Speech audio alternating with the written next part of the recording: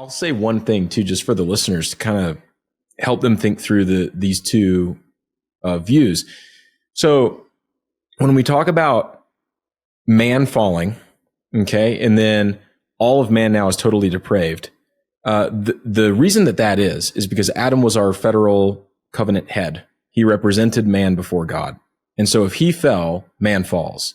But the opposite's also true. If Adam prevails, we also are born righteous in a state of immutable integrity before God. Immutable positive holiness. You'd agree that's just the basic Reformed view. It's pointless because it didn't happen, but if it did happen, that would be the case. The angels aren't like that, though. The angels don't procreate like human beings in their normal state. So when we hear in the confession that there are elect and non-elect angels, that election is not, well, I shouldn't put it that way.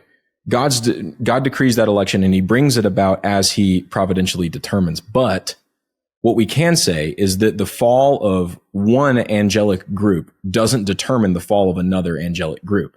Right. But the same is also true. The positive obedience of one angelic group doesn't determine the positive obedience of another because they're different. So I could see the argument, and I would probably make this argument if I was really trying to debate it, but I could see the argument that because of how different humans are from the angelic category, you could conceivably have a group of angels that watch this event happen, and as they watch it, they are still in that state of integrity. But since there's no federal headship in the angelic world, they're still able to fall. So, there's no, as far as we know, there's no singular moment where angels suddenly just en masse stop becoming able to sin before the final day of judgment. And I think that Berkhoff's view is pretty compelling, that each angel eventually reaches a stage where they're no longer able to disobey, but we have no way of speculating as to when that stage is. Whereas Adam would have done it for all of us, is your point, because he's the federal head of all his posterity, because of reproduction, because of fatherhood, because he's a patriarch, father rule. But angels don't have they don't have fathers, right? They have God, the Father, but they don't have, exactly. So it's one batch of angels. It's not one man, and then from him he begot so and so, who begot so and so, who begot so and so. So you're totally right. So I like that the idea of Berkhoff's view of that each angel individually. Without federalism, each angel individually having, just like Adam would have had, some kind of probationary period, whatever that looked like, and probably, always attached to, my guess would be a task, an assignment. So almost like, it's kind of funny, but a Wonderful Life, when an angel gets its wings, when an angel goes in. And so probably for the watchers, and I like, all the way back to the beginning of our conversation, but the seraphim, you were mentioning that to me offline, and that was really helpful for me. I actually hadn't thought about that, but you said that they're standing before the presence of God. They're facing God. Right. Always. So there are some angels that, quite literally, in a literal sense, are they have a God-facing ministry assignment. But there are other angels that are very interested in the affairs of men, and not in a sense that they find men more interesting than God, but by design, by God's order, his decree. He is Hebrews, it says, are angels not ministering spirits that are called, I forget the exact verbiage, but called to help the sons of men who are to inherit salvation, the elect people. So there is a category of angels per Hebrews that exists, was created by God to give him praise and worship, but to also honor him by fulfilling man-facing assignments, man-oriented assignments, particularly men who are elect, called to salvation. And so perhaps these angels, for the watchers, for the seraphim, God-facing angels, perhaps it's different, but for the watchers, it could totally make sense that each one individually, apart from federal headship, each one individually, task-based, assignment-based, as they go and help that elect person called to salvation, like Hebrews talks about, and succeed, that the angel gets its wings, so to speak. Wings being the angel already in a state of integrity, no sin, having never sinned, but now moving from a state of forever, to eternal, from a state of integrity to a state of immutable integrity. Now not fallen, but also not fallen and unable to ever fall.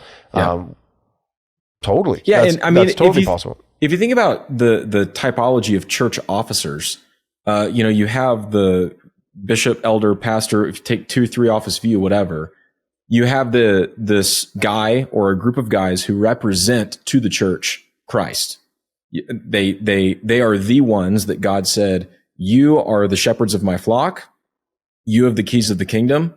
And you will represent me directly to the people. Well, then you also have this office of deacon that is the minister, the assistant to the elders, much like how we would think of, just in really basic terms, the angels are the assistants of God. They're carrying out God's providential decree on the earth. And because he just seems to want it to be done that way. And so if you think about that, well, then you look at the qualification for a deacon and you're like, oh, well, that's kind of a cool connection, that he's supposed to hold the mystery of the faith with a clear conscience, and he's supposed to be tested first and proved right, and then he can take the office. All right, hold up. You're not going to want to miss this. I'm going to tell you exactly how our spring 2024 conference is going to go down. Here's the title of the conference: Blueprints for Christendom 2.0. Subtitle: 7 Doctrines for Ruling the World. We're going to have 7 primary sessions covering each of these doctrines for ruling the world righteously. Number 1, Reformed Confessionalism. That's going to be Pastor Doug Wilson preaching on that topic. Then we've got Covenant Theology with Pastor Brian Sauvé. Then we've got Biblical Patriarchy with Pastor Michael Foster. Then we've got Presuppositionalism with Dr. Joseph Boot. Then we've got Kuyperianism, All of Christ for All of Life, where we're going to welcome Pastor Doug Wilson back for a second session. Then we've got General Equity Theonomy. We're going to have Dr. Joseph Boot come and do a second session on that topic. And then lastly, we'll have Pastor Dale Partridge on postmillennial eschatology. In addition to these 7 sessions, we're also going to have not 1, but 2 live podcasts. On the first day of the conference, that's Friday, March 1st, we're going to have a live Theology Applied podcast. I'll be on the stage hosting the discussion with Douglas Wilson, Michael Foster, and Eric Kahn from It's Good to Be a Man. The topic is going to be all about biblical patriarchy. We're going to specifically be parsing out, distinguishing the biblical doctrinal differences between patriarchy and complementarianism.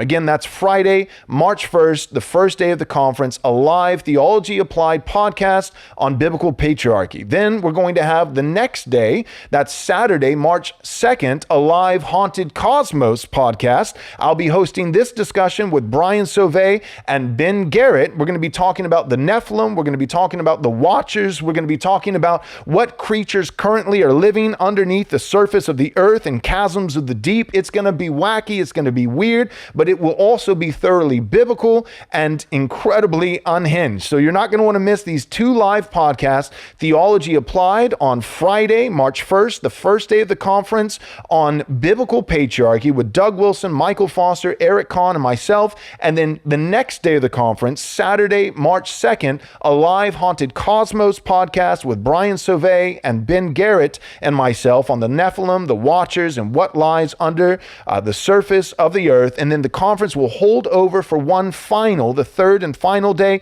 That's going to be the Lord's Day, Sunday, March 3rd, where one of our speakers will be holding over to preach the Lord's Day sermon, and I'll be leading us in worship through the liturgy. So we've got 3 days, a Friday, Saturday, Sunday, March 1st, 2nd, and 3rd of 2024, Blueprints for Christendom 2.0, 7 Doctrines for Ruling the World. You're not going to want to miss this conference. Our early bird rate is still available, but only for a very short period of time. We are ending the early bird rate on August 31st at 11:59 p.m. That will be the final chance to get into this conference at an affordable, cheap rate. All right, so go and take advantage of the early bird rate right now by going to rightresponseconference.com. Again, that's rightresponseconference.com to register for Blueprints for Christendom 2.0, March 1st, 2nd, and 3rd, 2024. Register today.